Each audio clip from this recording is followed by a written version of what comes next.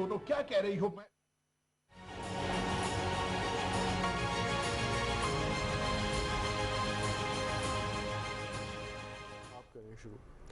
अस्सलाम वालेकुम जी नाजरीन, आप देख रहे हैं पाकिस्तान टेलीविजन न्यूज़ की स्पेशल ट्रांसमिशन और ये स्पेशल ट्रांसमिशन है कोरोना वायरस के हवाले से, क्योंकि कोरोना वायरस ने हम देख रहे हैं कि पूरे ग्लोब को, पूरी दुनिया को अपनी लपेट में ले रखा है। तो हमने अपना ये फ़र्ज समझा कि आपको आगाह रखने के लिए कि ओवरऑल दुनिया में सिचुएशन क्या है और आपको किस तरह से इस सूरत हाल के अंदर खुद को और अपने प्यारों को महफूज रखना है, ये तमाम चीज़ें आपको बताने के लिए मैं आपके साथ आसमा इकबाल और मेरा साथ आज दे रहे हैं शहजाद रजा इस ट्रांसमिशन में।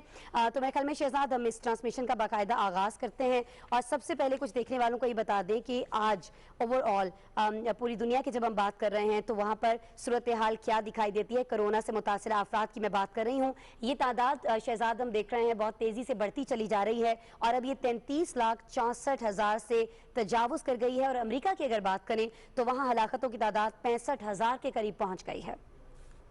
जी बिल्कुल, आपने सही फरमाया कि ये तादाद बढ़ तो रही है, लेकिन साथ साथ कई ममालिक जो है वो लॉकडाउन में नरमी कर रहे हैं और इस पर मुख्तलिफ आरा पाई जाती हैं। लेकिन क्योंकि साथ साथ कारोबार ज़िंदगी चलाना है, मईशत का पहिए को चलाना है और वो बहुत ज़रूरी है, इसलिए ये कैलकुलेटेड रिस्क दुनिया भर में ममालिक जो हैं वो अब लेने को तैयार हैं, ले रहे हैं। इस पर जैसे मैंने पहले कहा आर्गूमेंट्स आ रहे हैं, लेकिन इसके साथ साथ वैक्सीन की तैयारी भी मतलब अब कई मराहिल से गुजर के अब ट्रायल्स की तरफ आ चुकी है, यानी इंसानों पर ट्रायल चल रहे हैं। और आसमा, जैसे मैं बार बार ये जो हमारे वायरोलॉजिस्ट हैं या मेडिकल एक्सपर्ट्स हैं उनसे सवाल करता हूं कि आखिर ये साल डेढ़ का अरसा क्यों लगता है वैक्सीन की तैयारी में, कि अगर क्राइसिस है तो क्या जल्दी नहीं बनाई जा सकती। जिस पर उनका जवाब जो मुझे मिला और बिल्कुल वो सही जवाब था कि ये ज़रूरी इसलिए है कि वैक्सीन तो आप बना लें, आपके पास बहुत सारी ऐसी चीज़ें हैं जिससे कोरोना वायरस मर सकता है, लेकिन आप मिसाल के तौर पे आप साबुन से हाथ धोते हैं लेकिन साबुन आप पी नहीं सकते।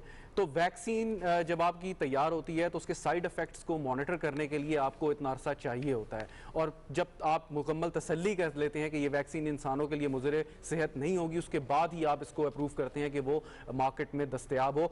और इस साल के आखिर तक ये कहा जा रहा है, लेकिन उससे पहले दुनिया भर में जो ममालिक हैं उनका इस बात पर जोर ज़्यादा है कि टेस्टिंग की तादाद बढ़ाई जाए, ज़्यादा से ज़्यादा टेस्ट किए जाएं और अपनी कैपेसिटी के मुताबिक, जैसे मिसाल के तौर पर बरतानिया ने तकरीबन 1 लाख टेस्ट की जो है वो कैपेसिटी हासिल कर ली है। हम भी कोशिश कर रहे हैं किसी ना की तरह इसको बढ़ाते जाएं बतदरीज, लेकिन थोड़ा सा अभी इसमें काम करने की ज़रूरत है। बिल्कुल जी, इसमें काम करने की ज़रूरत है और गवर्नमेंट काम कर भी रही है। मुख्तलिफ इदारे जो हैं वो गवर्नमेंट के साथ इसमें हम देख रहे हैं कि सरे फहरिस्त हैं, बहुत सारे इदारे, हम बात भी करेंगे इस पर।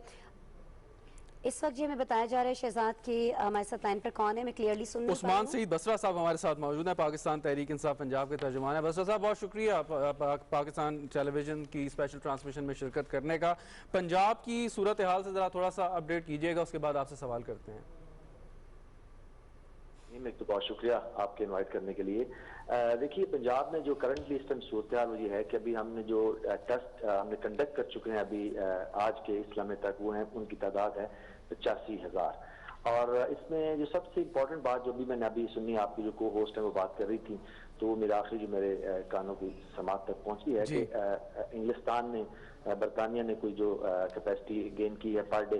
तो मैं आपको बताऊं अल्हम्दुलिल्लाह जो WHO की रिकमेंडेशन है, जो हमारे स्टैट्स यानी हमारा जो डाटा है इस बीमारी के हवाले से, तो उसकी जो रिकमेंडेशन है उसके मुताबिक पंजाब हुकूमत ने जो रैंडम टेस्टिंग है उसका आगाज कर दिया है। और रैंडम टेस्टिंग में भी हम 20,000 लोगों की रैंडम टेस्टिंग अपने सूबे के अंदर एक दिन में कैरी करने की पोजीशन में है, और ये इसमें लेटेस्ट है। उसके ऊपर ऑन टॉप ऑफ दिस ये है कि हमने तकरीबन अब पंजाब के जो 36 जिला हैं, हर जिले के अंदर हमने जिली सतह के ऊपर कम से कम 1 और ज्यादा से ज्यादा 3 से 4 जो हॉस्पिटल हैं उनको जो तब्दील किया है आपके क्वारंटाइन सेंटर के अंदर। वहां पे हमने फील्ड हॉस्पिटल बनाए हैं तमाम इजला के अंदर।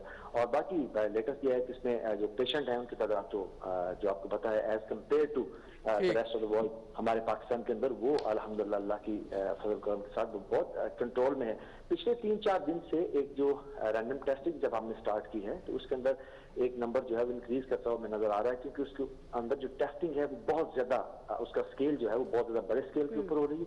तो उसमें लोग उड़ा रहे हैं, लेकिन थोड़ी सी जो रिक्वेस्ट करने की जरूरत है आपके टेलीविजन, पाकिस्तान टेलीविजन, क्योंकि ये सबसे ज्यादा देखे जाने वाला जो एक चैनल है वो पाकिस्तान टेलीविजन ही है, तो लोगों से कहने की जरूरत यह है कि क्योंकि हम इस जो पेंडेमिक है इसके खिलाफ जंग के एक फैसला कुन मरहले के अंदर दाखिल हो चुके हैं। अगर हम ये महीना जो है वो अपने आप को जो सोशल डिस्टेंसिंग के उसूल है उसके ऊपर को मद्देनजर रखते हुए गुजार लें और एहतियात करें, क्योंकि बारहा कहा जा चुका है कि एहतियात ही इसके खिलाफ एक वाद प्रिएम्प्टिव प्रिकॉशनरी मेजर है सबसे इंपॉर्टेंट। तो अगर हम ये थोड़ा करेंगे तो इंशाल्लाह ताला हम इस मुश्किल फेज के आखिरी हिस्से में से भी सुरखरू होकर निकलेंगे और दुनिया के मुकाबले में। जी ठीक है। अच्छा उस्मान साहब ये फरमाइएगा, टेस्टिंग के हवाले से आपने बात की कि कितनी अभी तक हमारे पास सहूलत मौजूद है, सहूलत को बढ़ाने के लिए आप लोग क्या काम कर रहे हैं, लेकिन डॉक्टर्स के हवाले से मैं जानना चाहूंगी, हमारे जो पैरामेडिक्स हैं उनके बारे में मैं जानना चाहूंगी। बहुत सारी शिकायत पंजाब में सामने आई, लेकिन उन शिकायत का हमने देखा कि फौरी तौर पर इजाला कर दिया गया। अब आपसे सवाल ये है कि क्या अभी भी हॉस्पिटल्स के अंदर हमारे जो डॉक्टर्स हैं, खास तौर पर जो हमारे यंग डॉक्टर्स हैं, उनको किसी किस्म के कुछ मसाइल का सामना है, या अभी भी कुछ ऐसी शिकायत मौजूद हैं, या आपके सामने कुछ ऐसी तजावीज हैं जिनको लेकर आप गौर कर रहे हैं कि इससे डॉक्टर्स या पैरामेडिक्स के लिए मजीद बेहतरी, मजीद रिलीफ जो है वो हो सकता है, उस पर आप काम कर रहे हो? कुछ शेयर करेंगे इस बारे में?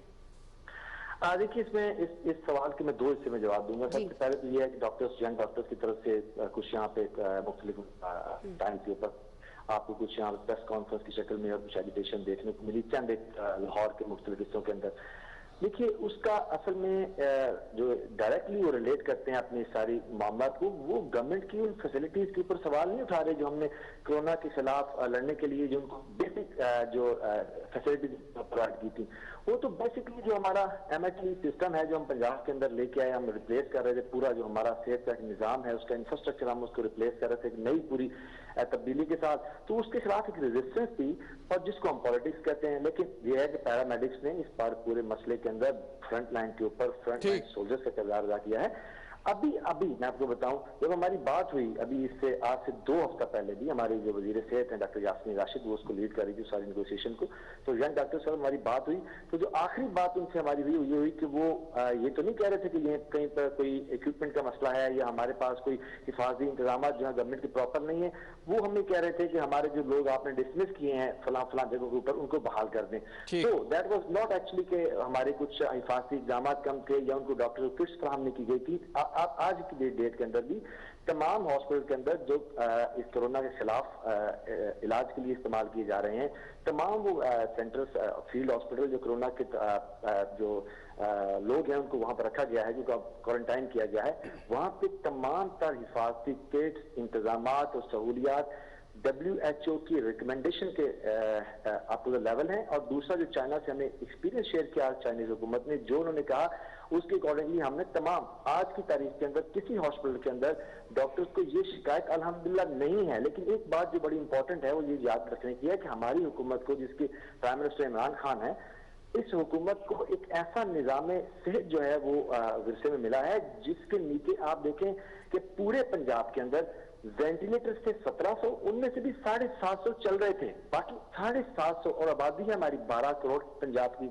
तो इसलिए ये सारी चीजें हमें जो मिली हैं, हमने इन बड़े लिमिटेड रिसोर्सेज के अंदर, लिमिटेड इंफ्रास्ट्रक्चर के अंदर, बल्कि तबाहार इंफ्रास्ट्रक्चर के अंदर पंजाब में हमारे चीफ मिनिस्टर उस्मान बुज़दार और उनकी टीम ने, और मरकज में मेरे प्राइम मिनिस्टर और हमारे प्राइम मिनिस्टर उनकी टीम ने बेस्ट जो हो सकता था वो किया है।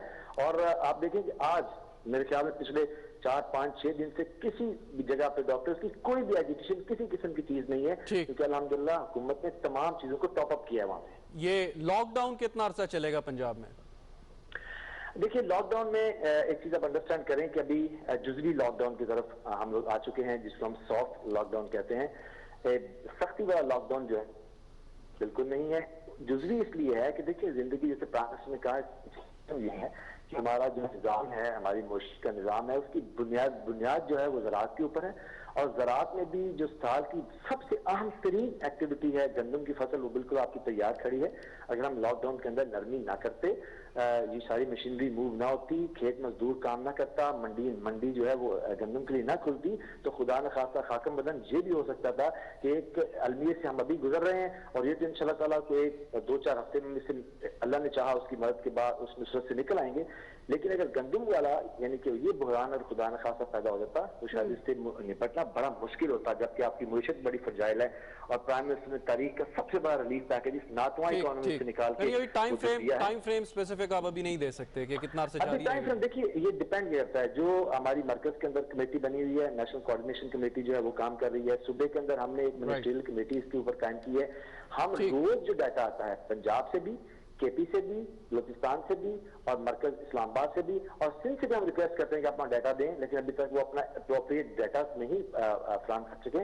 रोजाना हम इवेल्युएट करते हैं कि ये जो कितने केसेस आ रहे हैं, कितने लोग सेहतमंद हो रहे हैं, रुझान क्या है और वो कब तक हम इसको बेहतरी की उम्मीद कर सकते थे। टाइम नहीं दिया जा सकता है। ठीक है, रुझान को देखते हुए कि रुझान क्या है उसके तहत ही है जो फैसले किए जाएंगे। वो फैसला भी सामने आ जाएगा जब पंजाब हुकूमत की जानिब से या वफाकी हुकूमत की जानिब से इस बारे में कोई भी फैसला किया जाएगा।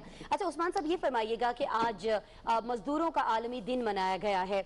मजदूरों की अजमत को सलाम तो हम सभी करते हैं और किया जाना भी चाहिए, उसको सराहा जाना चाहिए, लेकिन मैं आपसे जानना चाहूंगी, आप क्या बताएंगे पंजाब हुकूमत के तर्जुमान होने के नाते से कि मजदूरों की अजमत को सलाम करने के अलावा अमली तौर पर पंजाब हुकूमत ने आज क्या किया है हमारे मजदूर तबके को लेकर खास तौर पर?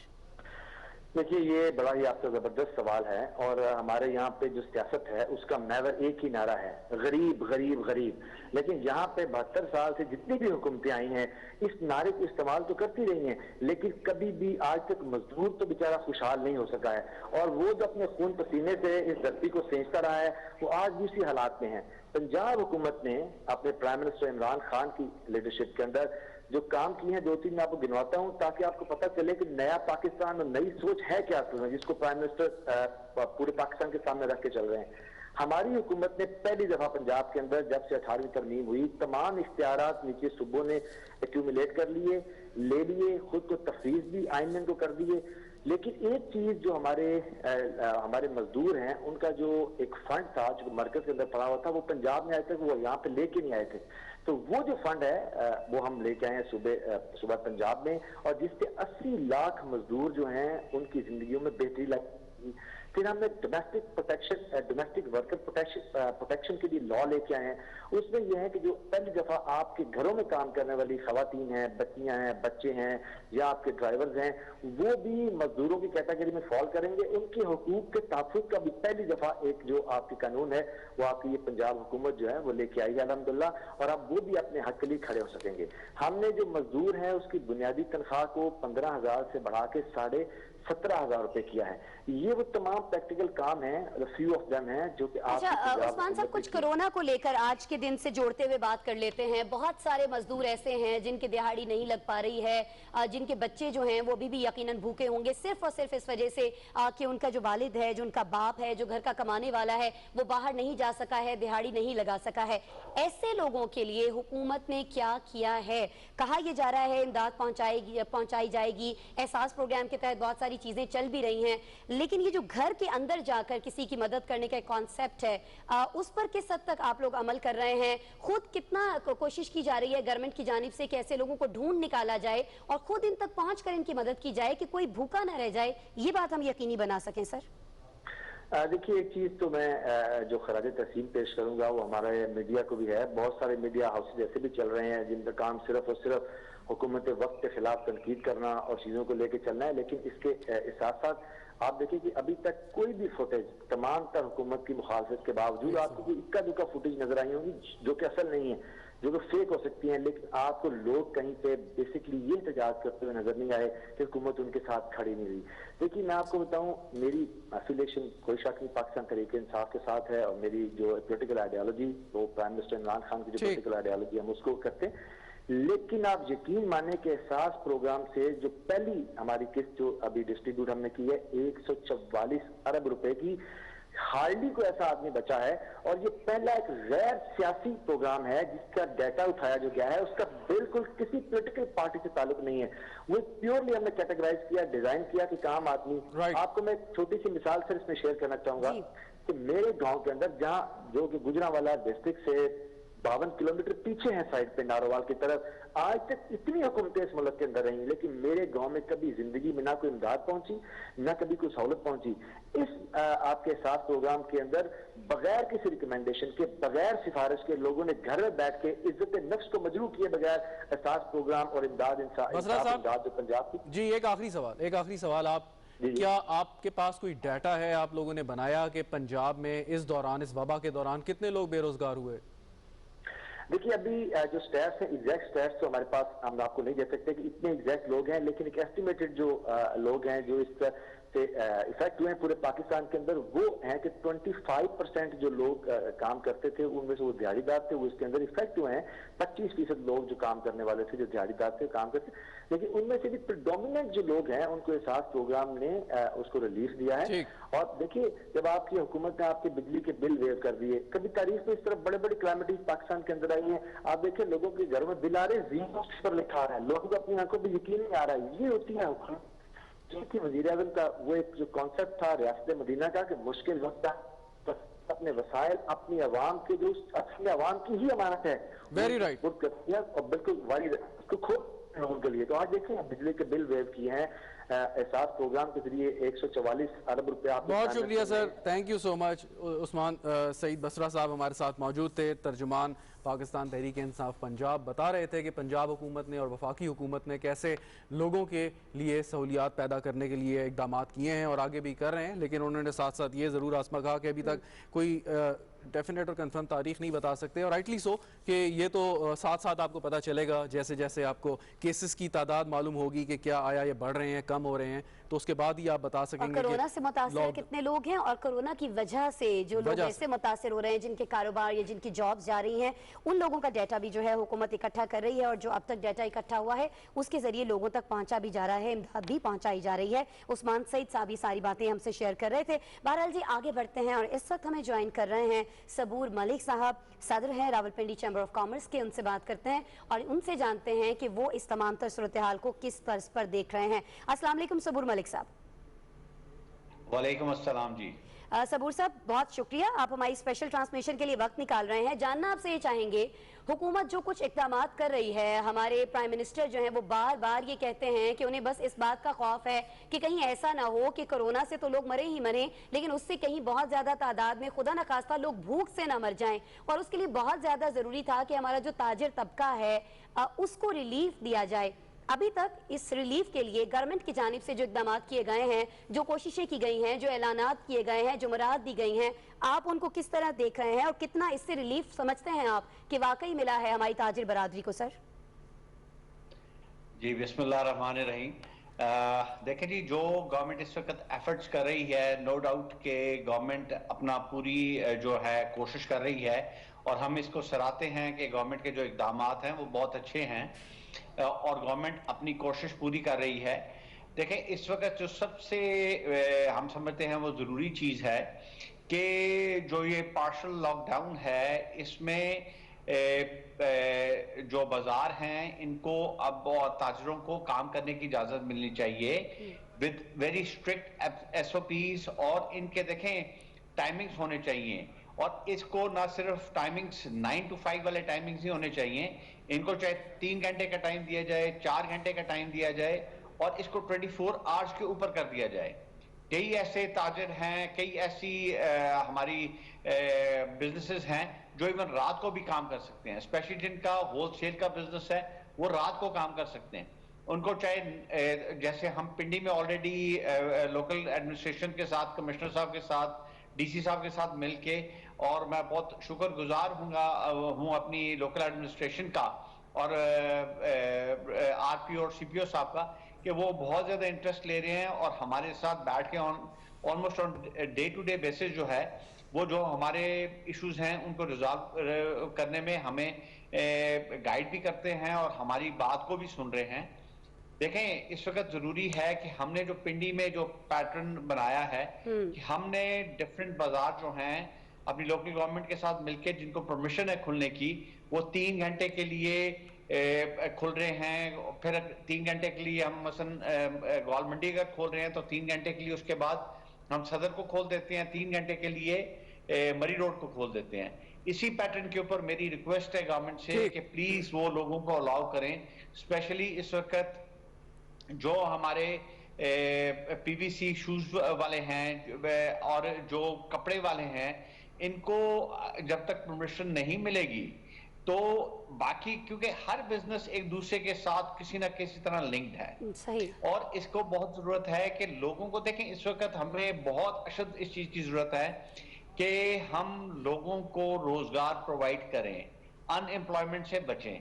देखें, खुदा का बड़ा शुक्र है। अच्छा मलिक साहब, एक सवाल है वो ये कि यकीनन इस सारी सूरत हाल में कारोबारी हजरात से टैक्सेस का मुतालबा शायद ना किया जा सके, सेल्स टैक्स हो गए, दीगर इनकम टैक्स हो गए, क्योंकि इनकम और सेल्स उस तरह नहीं चल रही। लेकिन एक प्रपोजल ये है जो अखबारात में खबर चल रही है कि वेल्थ टैक्स की मद में कुछ पैसे हासिल किए जाएं जिसको कोरोना से मुतासर लोगों के लिए खर्च किया जाए। आप जो साहिब हैसियत लोग हैं उसकी मुखालफत तो नहीं करेंगे? देखें, इट ऑल डिपेंड्स कि क्या पॉलिसी आती है। देखिए, मैं इस वक्त आपको वेरी सिंपल, वेल्थ टैक्स। आप भी जी, मैं आपको इससे देखें ये बताऊं कि अगर आप ये गौर करें तो इस वक्त ये आरपीओ पिंडी के साथ हमारी एक मीटिंग हुई। उन्होंने में कहा जी कि प्राइवेट सेक्टर ने, ये तकरीबन आज से कोई 6 दिन पहले की बात है, कि प्राइवेट सेक्टर ने तकरीबन 70,000 फैमिलीज को राशन प्रोवाइड किया है। Very good. 70,000 family, which is not a small number. बिल्कुल। देखें, लोग इस वक्त बहुत ज्यादा कोशिश कर रहे हैं और अपने हर जो जिसका जो लेवल है वो कोशिश कर रहा है कि वो एक दूसरे को सपोर्ट करे। इसी तरह हम लोग भी रावलपिंडी चेंबर ऑफ कॉमर्स, हम लोग गवर्नर साहब, governor Punjab was here and he was kind के वो हमारे चेंबर में तशरीफ भी लाए।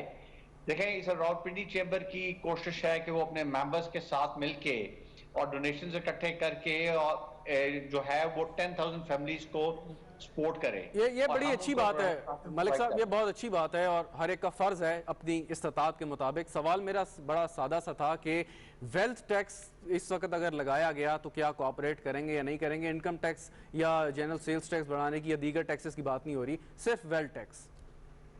देखें, वेल्थ टैक्स का मैंने आगे जैसे कहा, इसकी पॉलिसी आए, हम उसको बैठ के देखेंगे। अगर उसमें देखें, अगर वो बेस्ड ऑन फैक्ट्स हो तो वी कैन सिट टुगेदर। पर आपने ये भी तो देखना है जी कि मसलन हम लोग जो खुद बिजनेस में कम्युनिटी है वो भी तो इस वक्त बिल्कुल जो इवन जो टॉप हमारे जो इंडस्ट्रियलिस्ट हैं, इवन वो भी तो इस वक्त उनका कारोबार नहीं है। वो मेजॉरिटी अपनी जो लेबर को रिटेन अगर कर रही है तो अपनी जेब से वो उनको पेमेंट कर रहे हैं ना जी। तो जरूर देखें, अगर गवर्नमेंट कोई हमें मैं इसमें रिक्वेस्ट करूंगा कि गवर्नमेंट ऐसी कोई भी पॉलिसी लाने से पहले बिजनेस कम्युनिटी को, स्टेक होल्डर्स जो भी हैं, उनको ऑन बोर्ड ले, उनके साथ बैठ के डिस्कस करें कि देखें जी हम इस चीज को इस तरह लाना चाहते हैं। ठीक है। आई एम श्योर कि बिजनेस कम्युनिटी गवर्नमेंट को सपोर्ट करेगी जी। ठीक है जी, पहले मतलब आप लोगों से मामलात जो हैं वो तय किए जाने चाहिए, आपको इत्मीनान में लिया जाना चाहिए। बिल्कुल जी, ऐसा होना भी चाहिए, बहुत ज्यादा जरूरी है हमारी ताजिर बरादरी को इत्मीनान में लिया जाना। अच्छा सबूर साहब, आप कह रहे थे कि आपकी इंतजामिया के साथ मामलात जो हैं वो चल रहे हैं कि किस तरह से रमजान मुबारक में दिन के औकात में, रात के औकात में मुख्तलिफ जो कारोबार हैं वो मुख्तलिफ औकात के दौरान खोले जा सकते हैं। बहुत सारे ताजिर आपके साथ बराह रास्त राबिते में रहते होंगे, लेकिन बहुत सारे छोटे दुकानदार मुख्तलिफ शहरों से इस वक्त आपको सुन रहे होंगे।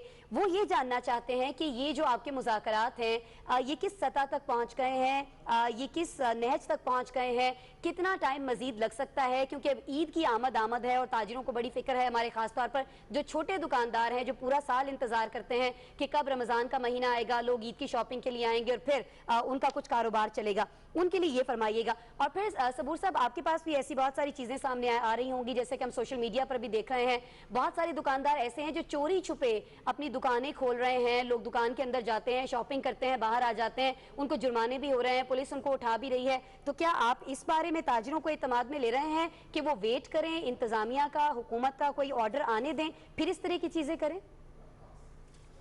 देखें जी, एज फार एज वो लोग जो चोरी छुपे काम कर रहे हैं, हमने अंडरटेकिंग्स दी हैं कि अगर कोई मार्केट्स में एसओपीज को फॉलो नहीं करता, टाइमिंग्स को फॉलो नहीं करता और ये आधे शटर बंद के साथ काम करते हैं, तो हमारी बिजनेस कम्युनिटी उनको सपोर्ट नहीं करेगी।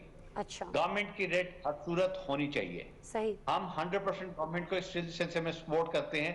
ठीक, मेरा अपना, जैसे आपने मेरे से पूछा, मेरा अपना ख्याल है जी कि गवर्नमेंट खुद इस चीज के ऊपर काम कर रही है और they are working on it कि जो इवन छोटे दुकानदार हैं उनको भी कुछ टाइम मिलना चाहिए। हमारी ये, मेरी आपके तवज्जो से भी ये रिक्वेस्ट होगी कि प्लीज इन लोगों को भी काम करने की थोड़ा सा टाइम देना चाहिए कि वो चाहे डेज कर दिए जाएं कि हफ्ते में 2 दिन एक सेक्टर को खोल दिया जाए, हफ्ते के में 2 दिन एक सेक्टर को खोल दिया जाए, ताकि हर कोई अपना थोड़ा थोड़ा नहीं बिजनेस सबूर करके साहब, अपने बिल्कुल day-to-day आप वजह फरमा रहे हैं, है। ऐसा होना चाहिए। आप इस पर इंतजामिया से राबिते में भी हैं, आप तजावीज़ भी दे रहे हैं। मैं सिर्फ ये जानना चाह रही हूँ कि क्या कोई पॉजिटिव रिस्पांस आ रहा है इंतजामिया की जानिब से, कोई मुस्बत जवाब आपको दिया जा रहा है, ताकि वो ताजिर, वो छोटी हमारे दुकानदार हजरात जो हैं आपको सुन रहे हैं, वो जान सकें कि हाँ जी, हमारे लिए अगर सबूर मलिक साहब बात कर रहे हैं तो वो बात किस नहज पे पहुंची है अभी तक? नहीं, बिल्कुल।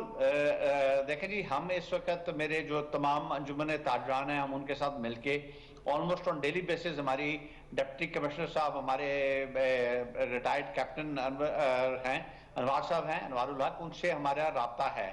हम बिल्कुल, and we are on same page. हमने ऑलरेडी सीएम पंजाब को भी एक रिक्वेस्ट भेजी है, हमने सेंट्रल गवर्नमेंट में भी ये रिक्वेस्ट भेजी है जी। ठीक और ठीक। मेरी बल्कि परसों बात हुई अपने लाहौर चैम्बर के प्रेसिडेंट इरफान शेख साहब से, हम मिलके भी सीएम को मिल रहे हैं और गवर्नर साहब को मिल रहे हैं। बहुत ठीक शुक्रिया, है जी, बहुत आप शुक्रिया। मुलाकातें कर रहे हैं और हमें उम्मीद है और दुआ को भी है कि इनका रिजल्ट जो है वो मुस्बत ही आए। बहुत शुक्रिया सबूर मलिक साहब आपके टाइम के लिए। इस वक्त हमें बताया जा रहा है शहजाद, हमारे साथ डॉक्टर हसन जी। उरूज साहब मौजूद हैं जो कि डीजी हेल्थ हैं इस्लामाबाद के लिए। तो मेरे ख्याल में उनसे बात करते हैं और उनसे बेहतर सिचुएशन शायद ही कोई बता सके कि इस्लामाबाद में क्या है। और मेरे ख्याल में ये जो अभी बात कर रहे थे सबूर मलिक साहब, इन्हीं की बात को लिंक करते हुए अगर इनसे सवाल किया जाए। बहुत शुक्रिया डॉक्टर साहब हमें ज्वाइन करने का। अभी रावलपिंडी चेंबर ऑफ कॉमर्स के सदर जो हमसे बात कर रहे थे, वो कह रहे थे कि कुछ देर के लिए कारोबार को खोला जाए, यानी कि लॉकडाउन में नरमी की जाए। आप आप एक्सपर्ट हैं, आप क्या कहेंगे, आप क्या रिकमेंड करेंगे गवर्नमेंट को, क्या ऐसा करना इस वक्त मुनासिब होगा?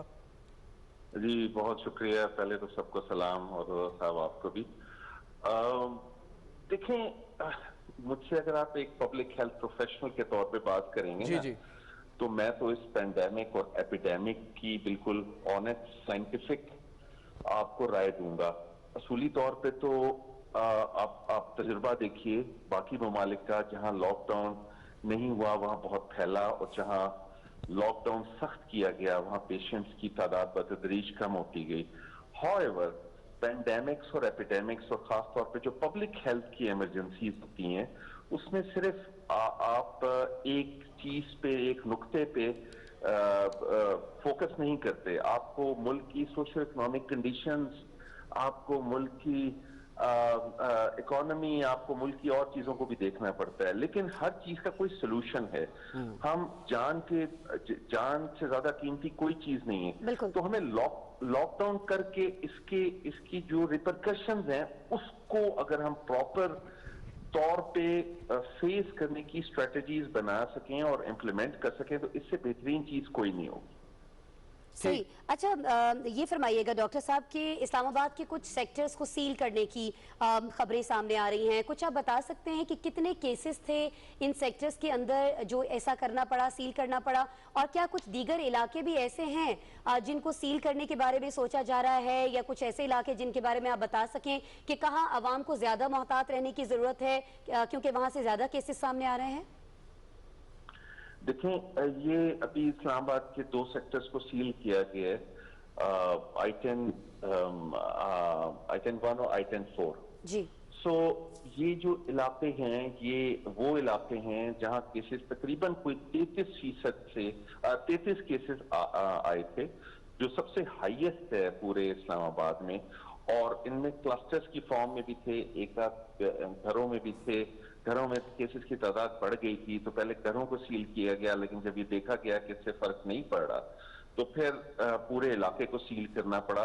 ये इसका स्ट्रैटेजी या पॉलिसी ये है कि अगर एक आध गली में, एक आध घर में कोई केस हो, और वो अगर SOPs यानी जो असूल बनाए हुए हैं उनको वो फॉलो करें तो फिर पूरी गली को सील करने की जरूरत नहीं पड़ती। लेकिन हमें बाज़ इलाकों से ऐसी खबर आई कि जो पॉजिटिव पेशेंट्स हैं वो बाहर फिर रहे हैं, घुल मिल रहे हैं, और तो इसमें बुनियादी चीज ही ये ऐसी बीमारी है जिसका इंसान की सांस के साथ ताल्लुक है, इंसान का इंसान के साथ ताल्लुक है।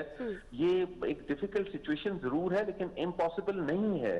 अब बाज इलाके ऐसे, जी सीरीज जो है उसमें मार्केटें जो खोली तो एकदम से रश देख लिया गया, तो उसके लिए फिर जाहिर है सील करना पड़ता है, और सील में सिटीजन्स को तकलीफ भी होती है। तो मैं तो यही पैगाम दूंगा कि आप अपनी जो उसकी SOPs बनाई हुई है और कुछ अरसे की बात है उसको आप फॉलो डॉक्टर करें। साहब, इसका ये मतलब हुआ कि ये जो 2 सेक्टर्स आपने बताए हैं, हजारों लाखों लोग यहाँ पे रहते हैं, ये उन सेक्टर से बाहर नहीं जा सकते और वहां से कोई बाहर से कोई अंदर नहीं आ सकता? जी बिल्कुल सही, बिल्कुल सही आपने फरमाया। मतलब उनको जाहिर है इन सेक्टर्स को बिल्कुल कॉर्डन ऑफ जिसे कहते हैं दूसरी जबान में, और फिर इनकी दूसरी तीसरी चीजों का, इनका राशन का और सिक्योरिटी का, इनका हर चीज का इंतजाम भी किया जाता है। तो वो कैसे कर रहे हैं? जी वो तो गवर्नमेंट फिर इनको उस मतलब ये कोई आसान डिसीजन नहीं होता किसी इलाके को सील करना, ये गवर्नमेंट के ऊपर एक बहुत बर्डन आ जाता है दूसरे लफ्जों में। और वो जब इलाका सील होता है तो आपको सिक्योरिटी एक तो देनी पड़ती है, नंबर 1। नंबर 2, मकीनों को राशन की परमिशन देनी पड़ती है, या अगर छोटा इलाका है तो उसमें राशन पहुंचाना पड़ता है। नंबर 3, कोई अगर इमरजेंसी हो जाए तो आपको एक स्पेशल अरेंजमेंट्स करनी पड़ती हैं एम्बुलेंस की, या लोगों की ज़ाहिर बीमार लोग भी इधर होंगे, तो ये एक काफी यानी कॉम्प्लिकेटेड सा प्रोसेस है। तो तभी कहा जाता है कि अब हमें जिस तरह खबर आई कि G9 के फ्लैट्स में एक फैमिली है, वो बहुत ही कैजुअल एटीट्यूड उसने अपनाया हुआ है, बस उधर के मकीनों ने मिलके यानी एक वहां के लोकल जो चेयरमैन है उनको भी अपील की, फिर वो हम तक पहुंची, फिर हमें उस फैमिली को क्वारंटीन में शिफ्ट करवाना पड़ा। तो ये मतलब अवाम पे बहुत ज्यादा डिपेंडेंट हैं ये तमाम पब्लिक। अच्छा, ये बड़ी अच्छी चीज है डॉक्टर साहब, आपने अभी ये जो अगर ये तस्करा किया है कैसी फैमिली का है, तो इससे बहुत सारे लोगों को ये पता चला होगा कि अगर उनके इर्द गिर्द कुछ ऐसे लोग मौजूद हैं तो वो मकामी इंतजामिया को उनके बारे में इत्तला कर सकते हैं, उनके बारे में बता सकते हैं कि ये वो फैमिली या ये वो लोग हैं जो एहतियात नहीं करे। ये बड़ी अच्छी बात है कि इंतजामिया इस पर फौरी तौर पर एक्शन लेती हुई भी हमें दिखाई दे रही है।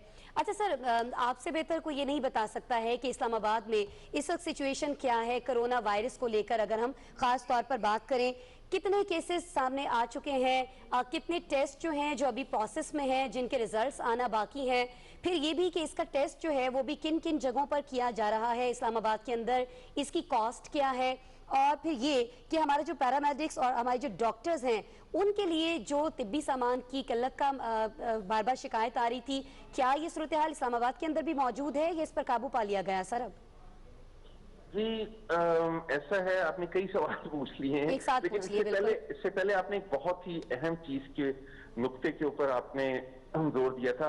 देखें, इसमें कम्युनिटी पार्टिसिपेशन की तो हर पब्लिक हेल्थ की जो बीमारियां होती हैं उसमें जरूरत होती है, लेकिन ये इस किस्म का की वबा है जिसमें public community participation, public participation के बगैर हुकूमतें कामयाब हो ही नहीं सकती। उस फैमिली का मैंने जिक्र किया, उसमें इर्द गिर्द के मकीनों ने मिलकर शिकायत की कि ये फैमिली फॉलो नहीं कर रही। तो ये दूसरे इलाकों के लिए भी एक लम्हे फिक्रिया है कि अगर आप देखें कि अगर कोई फैमिली पॉजिटिव है जिसके घर के बाहर स्टिकर भी लगा दिया जाता है और वो पहचाने जाता है कि इस घर में पॉजिटिव पेशेंट है, तो अगर वो कोऑपरेट नहीं कर रहे तो बिल्कुल आके बताएं। अच्छा डॉक्टर साहब, जी आप सही फरमा रहे हैं, जरा वक्त की कमी है इसलिए एक सवाल और, वो ये कि ये किसकी रिकमेंडेशन पे फैसला होता है कि आपने कोई सेक्टर सील करना है या नहीं? जी ये डॉक्टर ही की रिकमेंडेशन पे होता है। हेल्थ टीम रिकमेंड करती है कि क्या इस इलाके में, क्योंकि स्टैटिस्टिक्स सारी और वबा की जो बाकी डायमेंशंस हैं वो हेल्थ टीम के पास होती हैं, वो लोकल एडमिनिस्ट्रेशन को रिकमेंड करती है कि इस इलाके को सील किया जाए। आसान काम क्या है कि अगर आपने कहा कि 33 केसेस आए, आसान काम क्या है कि उन मुतासरा लोगों को वहां से शिफ्ट कर दिया जाए या उन हजारों लाखों लोगों को जो है महसूर कर दिया जाए? नहीं देखें, आप किस किस को क्वारंटीन में डालेंगे? 33 लोग कम नहीं होते, यहाँ फ्लाइट्स भी आ रही हैं, क्वारंटीन की जो मकाम बने हुए हैं उनकी एक लिमिटेड कैपेसिटी है, तो अगर 181 मरीज इस वक्त हैं तकरीबन जो रिपोर्टेड है अर्बन इस्लामाबाद में, तो मिला के 300 से ऊपर तकरीबन हो रहे हैं। तो ये इजी नहीं है कि आप सबको क्वारंटीन कर दें। होम क्वारंटीन का जो कॉन्सेप्ट, जी ठीक है, डॉक्टर हसन उरूज साहब हमारे साथ मौजूद थे, डीजी हेल्थ इस्लामाबाद के वो सेक्टर्स जिन्हें सील किया गया है, उनके सील करने की वजह क्या है ये हमें बता रहे थे। और एक बहुत ही अच्छी चीज़ डॉक्टर साहब, पहले तो आपका बहुत शुक्रिया कि आपने हमारे लिए वक्त निकाला। एक बहुत अच्छी चीज़ जो डॉक्टर साहब ने बताई कि अगर आपके इर्द गिर्द कुछ ऐसे लोग या कोई एक फर्द ऐसा मौजूद है जो आपको लगता है कि कोरोना की सूरत हाल में वो एहतियात नहीं कर रहा जो उसे करनी चाहिए और दूसरों में कोरोना फैलाने का बाइस बन सकता है, तो आप उसकी अपनी जो इंतजामिया उससे शिकायत कर सकते हैं और इस पर इस्लामाबाद में फौरी तौर पर एक्शन लिया जा रहा है। जी बिल्कुल। उमर हुसैन साहब हमारे साथ मौजूद है, हमें बताया जा रहा है चेयरमैन है स्वीट टूथ ग्रुप के। उमर हुसैन साहब, आप हमारी आवाज़ सुन सकते हैं? हाँ जी, अस्सलाम वालेकुम। वालेकुम सलाम। ज़रा थोड़ा सा बताइएगा अपना एक्सपीरियंस इस सारे के सारे मामले में और क्या किरदार आप अदा कर रहे हैं। हम सब की तरह हम सबका छोटा छोटा एक किरदार है जो अपनी इस्तात के मुताबिक हम अदा कर रहे हैं। बिल्कुल, हम लोगों ने इनिशिएटिव किया। सबसे पहले जब ये पूरा पेंडेमिक शुरू हुआ तब हमने सबसे पहला स्टेप ये लिया कि हमारे तकरीबन 17 रेस्टोरेंट्स हैं स्वीट टूथ के नाम से, तो मैंने चिलर्स निकाल के बाहर रख दिए कि जो डेली वेजर्स जिनको खाना नहीं मिलता होगा वो लोग अपना घर का बचा हुआ खाना उन चिलर्स में रखें और ताकि जो डेली वेजर्स हैं वो लेके जा सके। हमारे पास स्टॉक काफी पड़ा हुआ था। लॉकडाउन जब अनाउंस हुआ तो हमने कहा कि यार सारा दिन से वेस्ट भी हो या हम लोग होम डिलीवरीज करेंगे, होम डिलीवरी हम लोग नहीं करेंगे तो हम लोग डॉक्टर्स को जितना स्टॉक है वो भी चीजें बर्गर, पिज्जाज और लावा बना के हम लोग इनको भेज देते हैं ताकि as a token of appreciation free of cost. जब हमने भेजे तो तब डॉक्टर्स ने बड़ा अप्रिशिएट किया और उनकी कॉल आई कि हम और ज्यादा खुश हों अगर आप इसकी जगह हमें पीपीई किट्स दे दें। उनको लगा कि हमने अच्छा खासा खर्चा उनके लिए पिज्जाज और लावास भेज के किया है।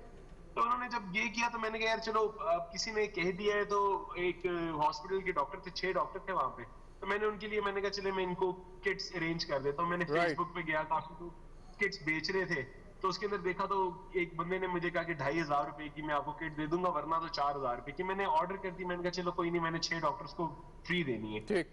तो जब वो किट आई तो वो बिल्कुल बिलो स्टैंडर्ड और फजूल चीज थी और 2500 रुपए की दे रहे। तो मुझे अंदाजा हुआ कि लोग इस मसले में कितना उसको वो करने की कोशिश कर रहे हैं, प्रॉफिटेयर करना चाह रहे हैं इसके ऊपर। क्योंकि मेरे बैकग्राउंड टेक्सटाइल से था तो मुझे अपनी सोशल रिस्पॉन्सिबिलिटी फील हुई क्योंकि मुझे पता है फैब्रिकेशन क्या है। इंडस्ट्रियल स्केल अप के अंदर स्टिचिंग कॉस्ट बहुत कम आती है, मतलब इसकी स्टिचिंग कॉस्ट 31 रुपए आती है, अच्छा, इंक्लूडिंग कटिंग एंड एवरीथिंग। तो हम लोग 8 रुपए की टी शर्ट स्टिच करते हैं। पाकिस्तान के पास टेक्सटाइल इतनी बड़ी हमारी इंडस्ट्री है और क्योंकि मैं खुद 816 में मैं लॉस वेगस में मतलब पाकिस्तान को रिप्रेजेंट करता रहा हूँ, टेक्सटाइल में रहा हूँ, तो मैंने फिर एक सोशल रिस्पॉन्सिबिलिटी फील की और मैंने खुद उसके अंदर घुस गया था। We were able to make मतलब 189 के अंदर हम लोगों ने किट्स बनाई सबसे पहले और अभी भी स्वीट टूथ के ऊपर एम मालूम पे 189 के अंदर किट इज अवेलेबल। ये क्या कॉस्ट करती है आप जो किट बना रहे हैं? ये कॉस्ट अभी मतलब अब इसकी क्योंकि कपड़ा इन्होंने महंगा कर दिया था, 3 तकरीबन मिल्स थी जो ये कपड़ा बना रही थी। ये कपड़ा बेसिकली नहीं है, अगर आप कभी किसी भी बड़े स्टोर से आप जो बैग होता है, जो आपने प्लास्टिक के नए बैग देखे होंगे जो रीयूजेबल रिसाइकलेबल बैग होते हैं, वो नॉन वोवन के होते हैं। Non woven is the fabric जिसके लिए यूज होता है। तो वो किलो की आइटम थी, मतलब 300 रुपए किलो मिलता है और 1 किलो में 5 किट्स निकलनी चाहिए थी। अच्छा। उन्होंने उसका रेट इस टाइम के ऊपर 1000-1200 रुपए किलो पे लेके थे। अच्छा उमर साहब, मुख्तसरन ये बता दीजिएगा कि आप इस काम में अकेले हैं या कुछ और लोग भी हैं जो इस कार्य खैर में आपका साथ दे रहे हैं, आपकी मदद कर रहे हैं? देखिए, मैंने तो अकेले इसको स्टेप लिया और इसके अंदर फिर एक लड़ाइयां हमारी कितनी इंडस्ट्री से लड़ाइयां हुई, जो लोग मुनाफाखोरी कर रहे थे उन सबके खिलाफ मैंने क्रैकडाउन किया। हमने तकरीबन 2 लाख से ऊपर पीस बना चुके हैं। मैंने गवर्नमेंट को भी सप्लाई किया, बीच में मैंने पीडीएमए को भी किया है, हम लोगों ने हेल्थ डिपार्टमेंट को भी किया है, हम लोगों ने हर हॉस्पिटल में, लाहौर में 8 हॉस्पिटल हैं जिनको मैं फ्री ऑफ कॉस्ट देता हूँ। फिर स्वीट टूथ के ऊपर हमने सब्सिडाइज्ड रेट के ऊपर 189 के ऊपर कोई भी डॉक्टर अपना कार्ड दिखा के 189 में स्वीट टूथ हमें मालूम रोड से कभी भी जाके ले सकते हैं। वहां पे 20,000 पीपीई पड़ी हुई है। अच्छा, वेरी गुड जी, बड़ी ये जबरदस्त आप काम कर रहे हैं और बड़ी जबरदस्त बात आपके तवज्जुह से बहुत सारे लोगों तक पहुंची है कि डॉक्टर्स का कोई भी कार्ड दिखाए तो वो ये किट जो है हासिल कर सकता है, जो मार्केट में बहुत महंगी मिल रही है, लेकिन आप अपनी मदद आपके तहत ये काम कर रहे हैं और बहुत से लोगों का बहुत भला कर रहे हैं। उमर साहब, बहुत शुक्रिया आपके वक्त के लिए, और इस अच्छे काम का सिलसिला जो है जारी रहना चाहिए। और देखें, जब मुश्किल हालात आते हैं तो हमारी कौम में ऐसे हमारे हीरोज भी हैं जो इस मुश्किल में दूसरों की मदद करते हैं। जी बिल्कुल, और लेकिन कुछ ऐसे लोग भी हैं कि जो इस वक्त भी ऐसे वक्त का फायदा उठाते हैं, जिसका उमर हुसैन साहब ये उमर भी जिक्र कर रहे थे। लेकिन इससे पहले कि हम ये इख्तिताम करें इस आवर का, एक जो बात डीजी हेल्थ कर रहे थे कि अगर एहतियात नहीं करेंगे और आप उन असूलों पर अमल नहीं करेंगे तो ना सिर्फ आपका घर, आपकी गली, बल्कि आपका पूरा सेक्टर सील हो सकता है। इस वक्त अगर आप देखें, हुआ भी है I-10 के जो 2 सेक्टर सील किए हैं, आप अंदाजा कर सकते हैं कि जो हजारों लाखों लोग वहां पे रह रहे हैं कि वो ना बाहर जा सकते हैं, ना कोई वहां से उनके सेक्टर में बाहर का कोई अंदर आ सकता है। तो ये सूरत हाल दीगर सेक्टर्स में भी खुदा ना खास्ता आ सकती है अगर आपने उन हिदायत पर अमल नहीं की जो हुकूमत ने और मेडिकल स्पेशलिस्ट जो इस वक्त सब वक्तन फवक्तन आपको मालूमात पहुंचा रहे हैं, उनकी हिदायत पर आप अमल नहीं करते। बिल्कुल, इसी मैसेज के साथ आपसे इजाजत चाहेंगे, दोबारा आपसे मुलाकात होगी। अपना बहुत सा ख्याल रखिएगा। अल्लाह ने के बाद।